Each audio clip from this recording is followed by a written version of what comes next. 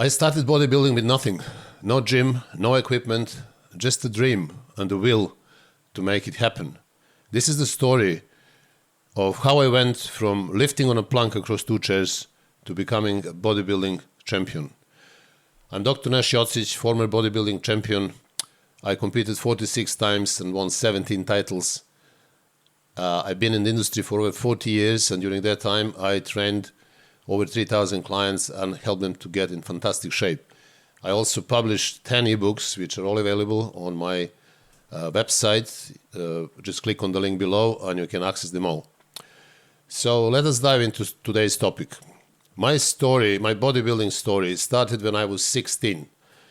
I remember the day when in the daily newspaper there was an article in which they talked about a new bodybuilding champion, and there was a picture of that bodybuilding champion. So that was Petar Celik, famous champion of bodybuilding in Yugoslavia. And this is the first time that I saw the picture of a bodybuilder. What was even more important was that this guy was one of us. He's from Yugoslavia. So if he can do it, if he can look like this, I can do it definitely. So this is how my first contact with bodybuilding was. I remember writing him a letter because there was his address in that article, and I didn't even know that it's possible that he's going to come back to me and answer. And then a few days later, I received a big A4 envelope, and it was quite heavy. There were a couple of magazines inside, and there were some German magazines, bodybuilding magazines. I just couldn't believe my eyes. I was looking at bodybuilders there, training in the gym, doing all kind of exercises, all of them looking amazing. I was just taken away.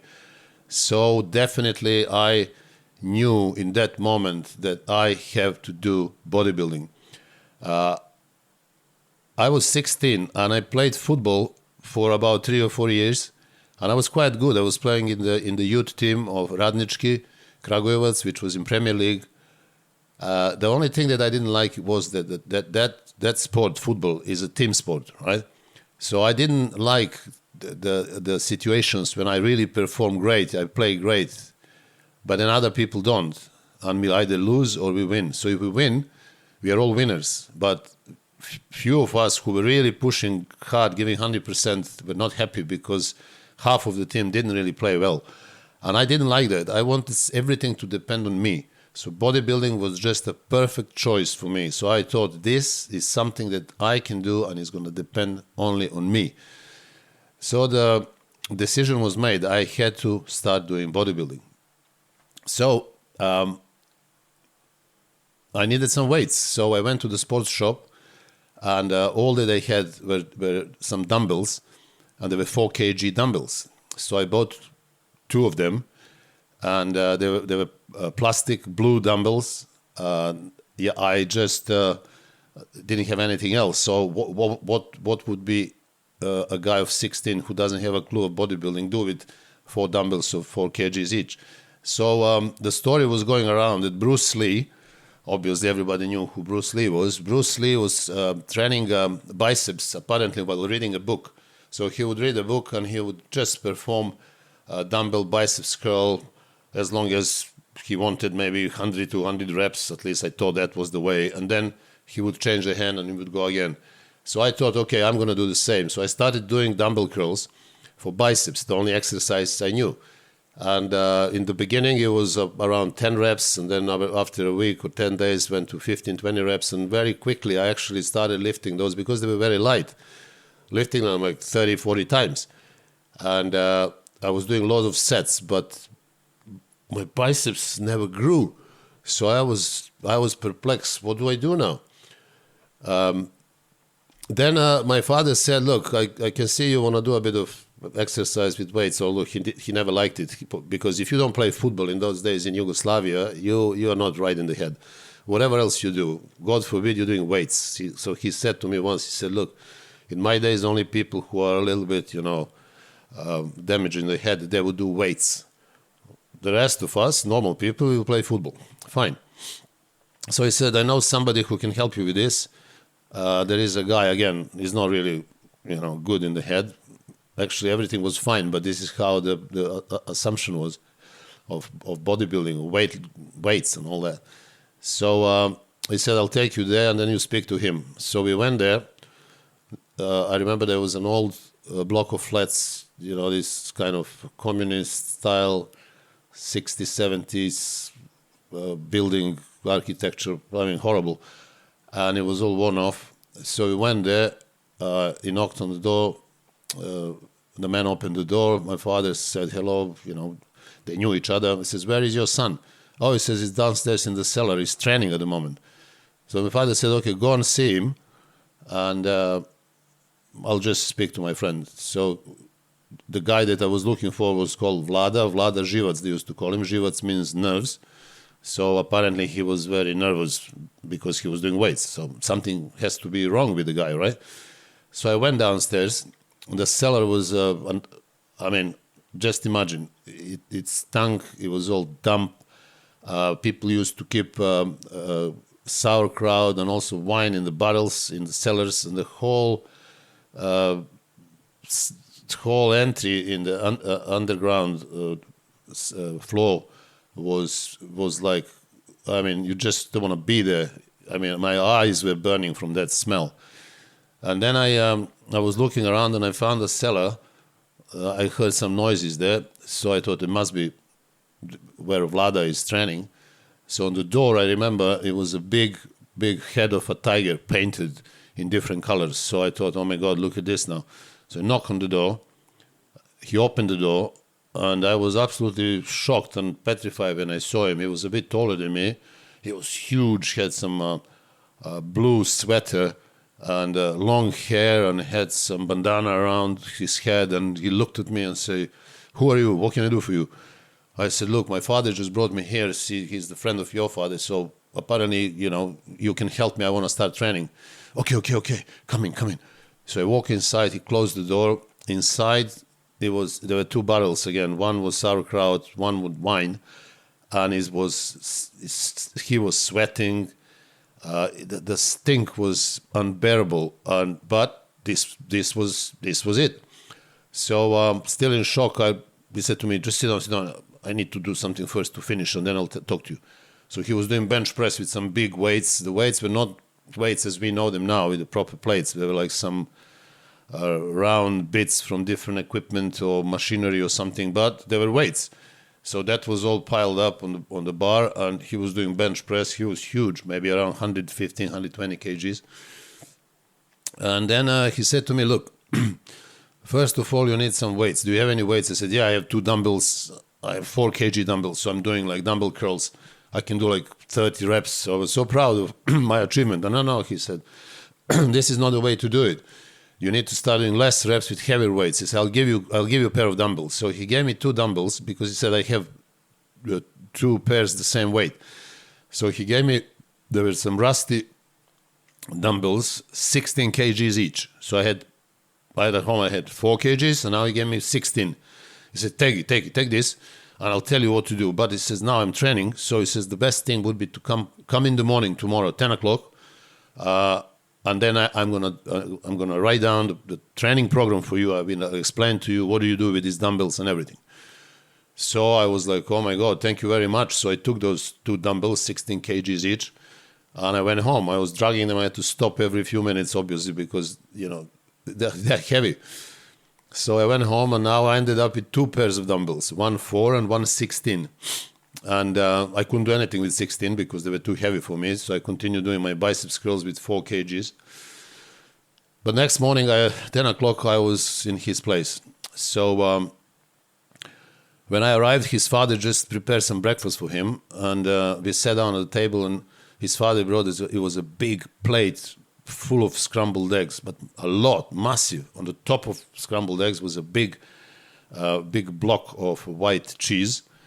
And also on the tray, he had a big, probably a pint of milk and probably half a loaf of bread. Big piece of bread. I was looking at it and I said, gonna eat all of this? He says, yeah, of course. He said, how many eggs is this? He says, probably about 12, 13, 14, whatever.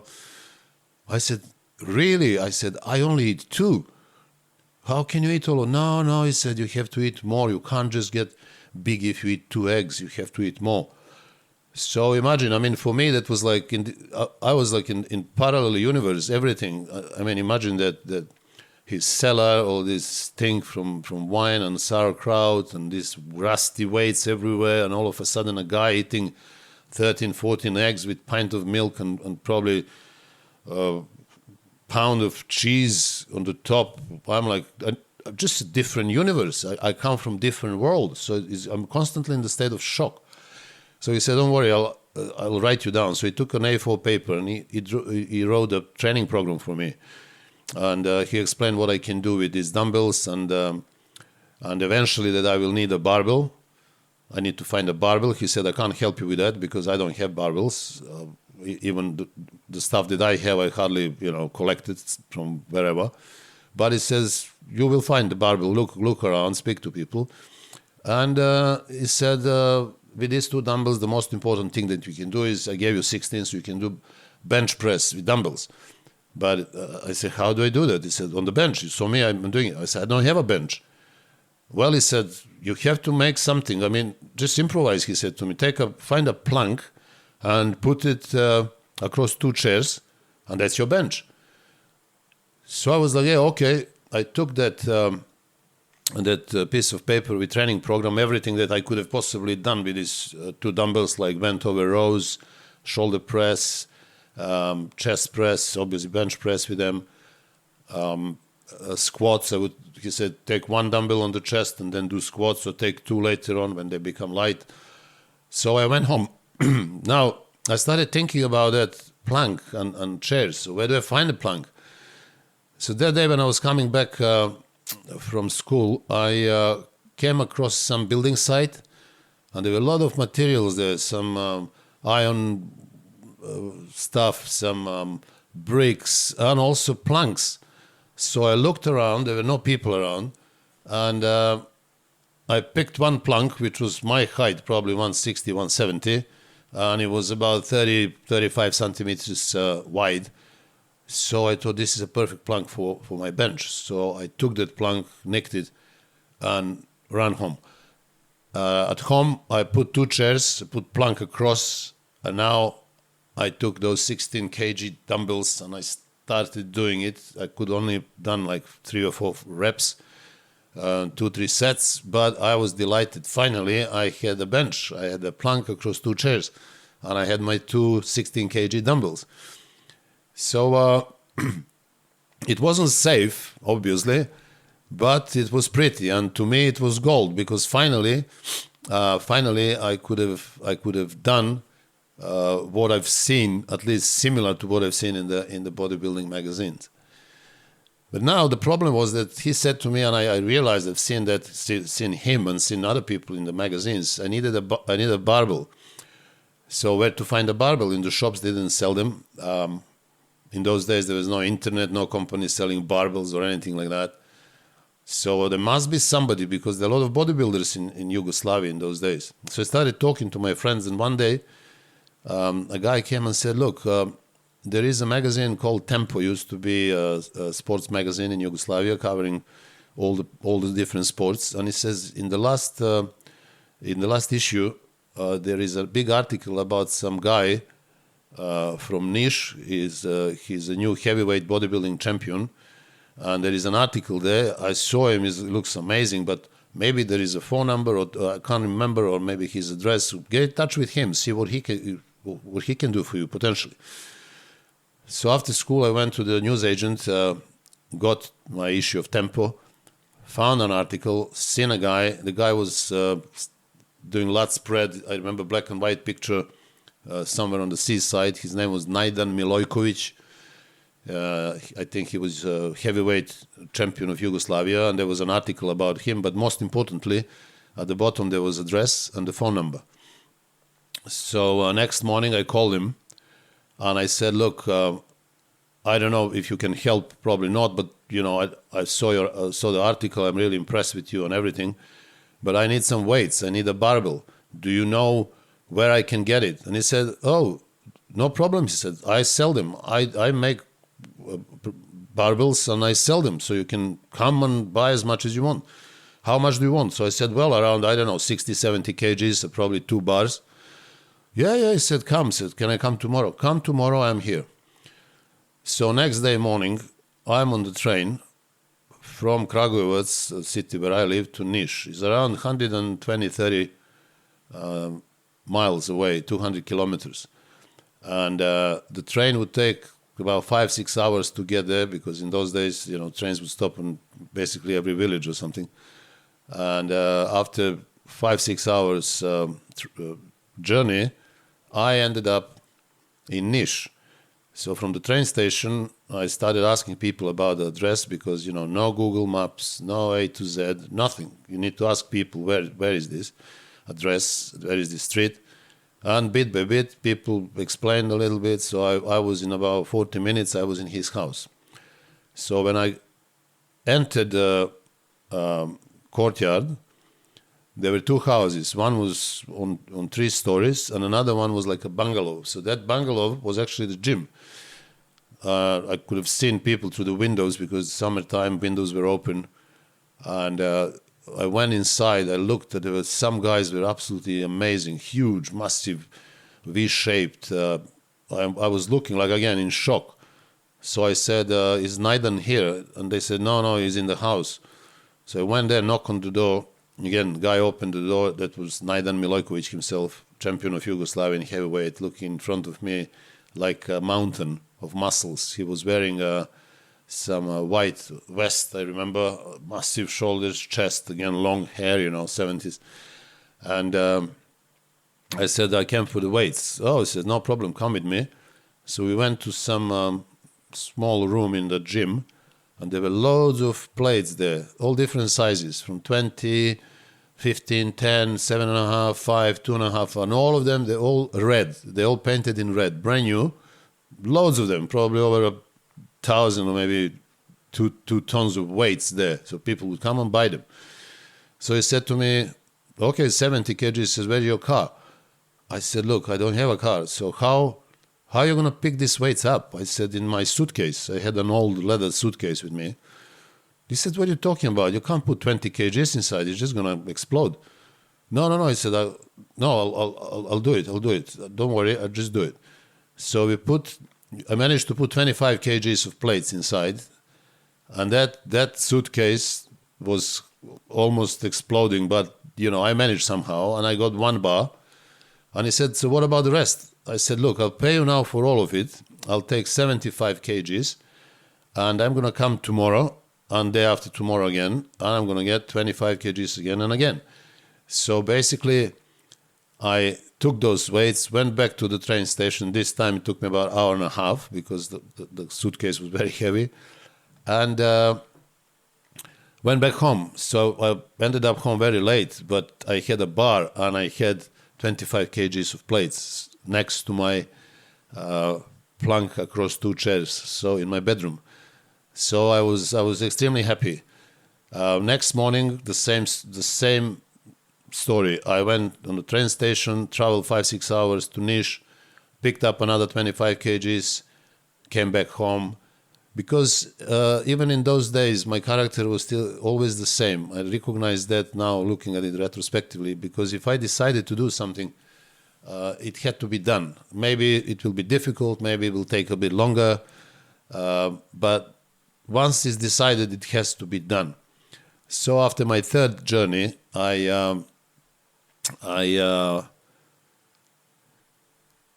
collected all my weights. I had 2 bars and 75 kgs of plates, and I had it in my room. And I was looking at it. It was unbelievable. I was so happy. Finally, I had a barbell, so I can manipulate the weights. And also I had 2 pairs of dumbbells, one 4 kgs and one 16.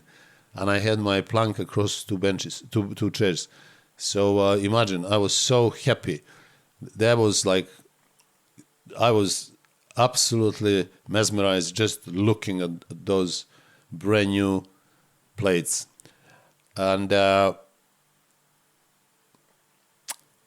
as you know, most kids get their first barbells or dumbbells as a gift, and I had to drug mine across half of the country. But this is my story. I had to sacrifice because I was so motivated to achieve something in bodybuilding, to develop my body, that nothing could have actually stopped me.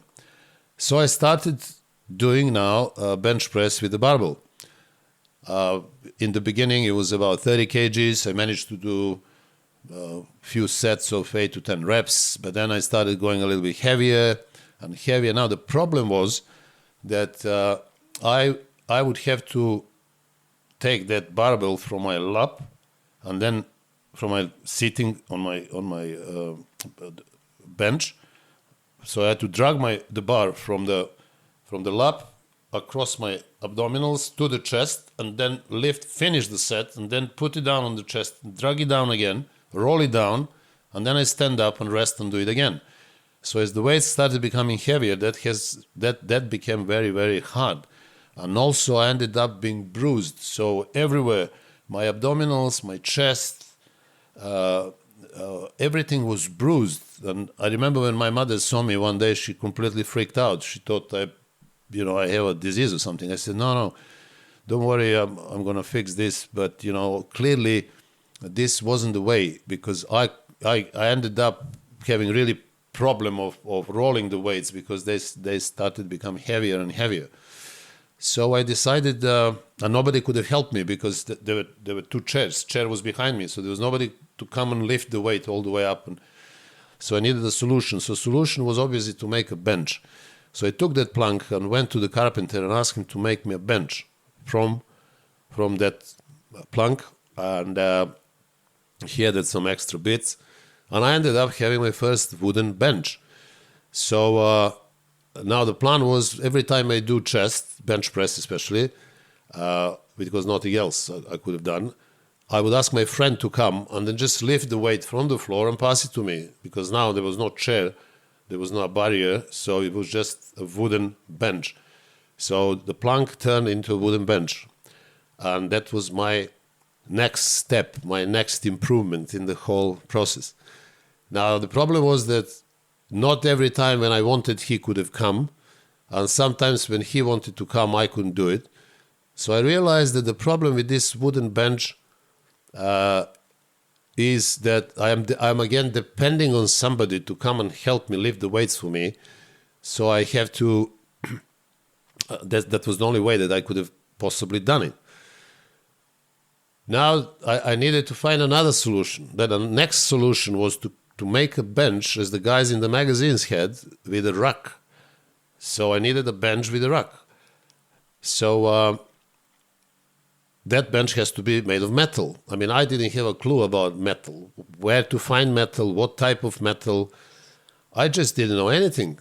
So I started thinking. I was looking in those magazines, and I started drawing the bench, how that should look, because you have a guy lying down on the bench doing bench press, obviously metal bench with the racks, so I can see I guess his height and the length of his tibia. So I just guessed around the length of the bench, the width, and the racks, how high they should be, and I had a drawing. Now I needed metal bars. So again, walking around one day, I realized actually that the school across our block of flats, there was a primary school, still there. That school had a fence. All around the school was fence going all around, never ending. And that fence was actually made of metal bars. And I went there, I thought, oh my God, these metal bars are really perfect for my bench. And I realized that actually the fence was made of sections, and every section would have 10 bars inside, and the bars were around 2 meters high. So I thought the only way to do this is to cut one of these sections and then take these bars. That's it. I mean, again, idea was born. It had to be done. I didn't know how I'm going to do this, but I knew that is going to happen. So the same day I went there at night when nobody was there. School wasn't obviously working. And I realized that the best place to cut that fence, to basically steal the section of the fence, was at the back of the school because there were not many houses there. The houses, they were kind of far away. It was quite dark. So I thought if I cut that one of those sections with 10 bars inside, the best place would be there. Now, how do I cut it? I didn't have a clue how to cut metal. I knew how you cut wood with a special file, but how do you cut metal? So I started talking to some friends in the school next day, and they said to me, "Oh, look, you go to the hardware shop and ask them to give you the files for metal. So there are also files that you can buy, and you use them to cut metal bars or whatever else you need to cut." So I went to the hardware store, spoke to the guy there. He said, "Yeah, we have them. How many do you want?" I said, "Give me 5. So he gave me 5 files. Now, what I didn't understand, I didn't know, right? Because it was all new for me, completely unknown territory. I didn't know that for those files, actually, you need to have a frame with a handle. And then you put the file in the frame and you cut the metal. Now, I only had the file. So I took the kitchen towel around one side and went at nighttime, and I started slowly cutting the bar. But I realized that it's going very, very slowly. I was doing for about an hour, and I just cut maybe 3 millimeters, 4 millimeters inside, which was substantial. Obviously, I can cut it, but I realized it's going to take me maybe a few days to come at nighttime and do this. During the process, all these 5 files actually broke because I didn't have a frame. I was just holding the file and cutting it slowly. Next day I go to hardware shop, buy another 50 of them. I thought this is gonna, they're all gonna go. And I continued day after day after day. So it took me 1 week that I went there at nighttime, spent maybe an hour. And after a week, I finally cut the whole section. Now, when that section dropped on the floor, I realized that's extremely heavy and I couldn't move that myself. So I went home, called my friend. Although it was late, he said, "Oh, why are you calling me so late? What is so important?" I said, "You have to come. You need to help me with something. It's very important." So he came and said, what are you doing here? I said, "Don't ask anything. Let's help me to lift this frame." And we dragged it somehow to my cellar. Now, obviously now in the cellar, I needed to cut those bars separate and take them somewhere so people can create a bench out of it. In the meantime, I found somebody, I show him the drawing and I say, "Can you create me the bench for exercising like this? Can you put the plank, upholstery, paint it?" And he said, "No problem, I can do it, this is easy. Just bring me the bars." So now it took me another week, another 50, 60 files, and I had to cut every bar out of the frame. So I had about 10 bars, and finally I was ready to take them to that guy to make a bench for me. So I did it, and after a few days he called me back, said, "Well, bench is done, you can come and collect it." Now I went there. I couldn't believe it. This is a proper bench, the same as people had it in the magazines. I mean, imagine the happiness. Finally, I've got my bench. Now I have a barbell. There is nothing to stop me now. So he said to me, "How are you going to get this bench home?" "Don't worry," I said. "I just put it on my back and off I go." No, it's too heavy. "Don't worry." So I took the bench on my back and started walking. It took me a couple of hours to get to my place, because the bench was extremely heavy. So I had to stop every 10 meters and again. But anyhow, at the end of the day, I ended up with my bench. So, but that wasn't just a bench. It was the proof. It was the proof that I can do anything for this sport. You know, in those days, having a bench and a barbell, that was something extremely important for me. There were no gyms like now with all this modern equipment, with air conditioning, with weights, never-ending racks of dumbbells and barbells and squatting racks and nothing like this. Now I had my bench and I had my wooden bench, so I ended up with 2 benches, had my barbell, couple of pairs of dumbbells, 4 and 16, and I started training. Now, this was a little bit too much for my bedroom, obviously, so I actually took a small room in the underground area, which was like a communal room. Nobody was using it, so I took it for myself, I put a lock on it, and I put all my stuff there, my weights, my 2 benches, and I was training there. So sometimes my friend would come, or 2. They were impressed. I was doing bench press now, bent over rowing. I was doing upright rows, shoulder press, but I needed to do squats. I didn't have a squatting rack, and I also needed a pull down machine. So the same guy who made a bench for me actually created a pull down machine. It was very simple. On the same bars, we put a frame on the bar, and then the weights will come in the middle on another bar, and with 2 pulleys we had pull down machine. So I was using it, but obviously sitting on the floor. So when the weight becomes a bit heavier, your friend would hold you for your shoulders, so you don't get lifted up. And this is how it was. I didn't have a modern day pull down when you sit down and you do it as everybody knows now, but we used to do it from the floor. Now, regarding the squatting rack, there was nothing like proper squatting racks today that you see again around.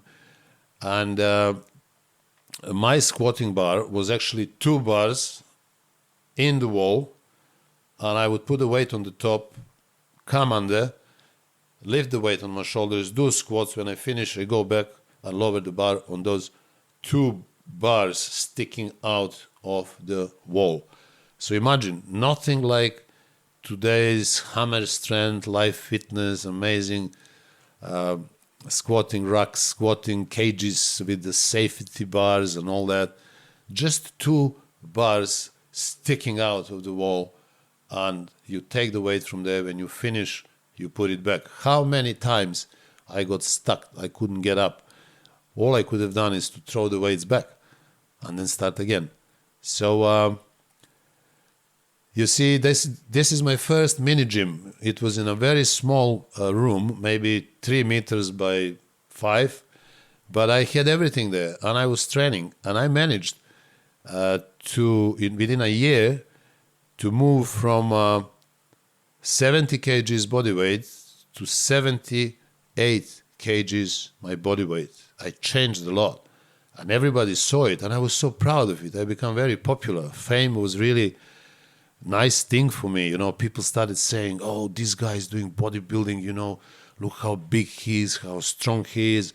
And more they talked about me, more obsessed I was with bodybuilding. I thought, oh my God, now everything depends on me. So this is the way to do it. Now, that was going on until I finished secondary school on the age of 18, and then I had to go to the army. Now I went to the army. Again, bodybuilding was the most important thing in my life at that point.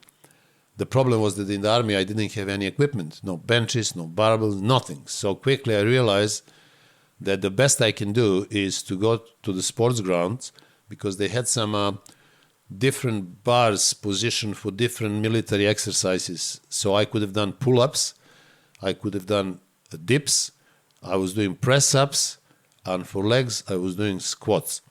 So when I started doing press-ups, I was doing about 10, 12 press-ups in 2-3 sets. I couldn't do more than that. And in the beginning, I couldn't lift myself more than 3-4 times in one set, or maybe the second set would be only like 2 times, talking about pull-ups. But I persisted again because I wanted it and nothing would stop me. And I managed within a year to do 30 pull-ups, from 3 to 30. I was doing like 7-8 sets of pull-ups. Dips, I would do, in the beginning, I hardly could have lifted myself a couple of times. And then I ended up doing 20 times, 20 reps, full dips. I would do 5-6 sets, training. I was training all the time, almost every other day, sprinting as well. And I remember in the beginning, I was doing press-ups, hardly hitting 10, per set. I would do a few sets, really feeling it. But then after a year, I ended up doing 50 press-ups, and I would do like sometimes up to 10 sets. So you see, this is just to show that that if you want to do things, regardless of equipment, regardless of conditions, you will always do it. But you just need to want to do it really, really badly. You really, really need to want to do something. I went to the army with 78 kgs, and after 12 months, when the service was finished, I ended up being 86 kgs. So imagine, I've put 8 kgs, most of it was muscle, and I didn't even have any equipment. Now, after the army, I went to Skopje to study, and in my auntie's cellar, because I lived with my auntie, she had a big house. In my auntie's cellar, I brought all my equipment, and I put some more dumbbells. I did a Smith machine, and I opened my first gym in that cellar. So it was very, very basic, very simple equipment, but this is where I started training seriously. And in the years that followed, I improved so much that I managed to win 17 titles out of my 46 shows. Yeah, obviously, I then opened the bigger gym later on, and everything else changed. But the beginnings were extremely important, because this is where I was testing my character, my willingness to achieve something in bodybuilding. And that was simply unstoppable. So as you can see, bodybuilding isn't about perfect equipment and fancy gyms. It is about heart, it is about passion, discipline, and hunger to grow no matter what. So if I could build a champion's body on wood and stolen metal, imagine what you can do with the modern gyms that you have today. You can do everything you want. It all depends how much do you really want. So guys, I hope that you have enjoyed this video, and if you did, please subscribe to my channel. If you didn't, like the video and also share the video. And also, I would like to remind you again that I've published 10 ebooks, which are all available on my website, nashfittraining.com. And also, if you see this video, this is the short video in which I explain all the other services that I provide on my website, and services that can allow you to work directly with me, so we can together, working one-to-one, achieve great results for you. This is the way that I can help you via online coaching, telephone consultations, personalized training programs, personalized nutrition programs, and also one-to-one training, personal training with me for people who live in London. So watch the video, and I hope that on my website you will find something that can benefit you. So until the next video, take care of yourselves, and I wish you all the best.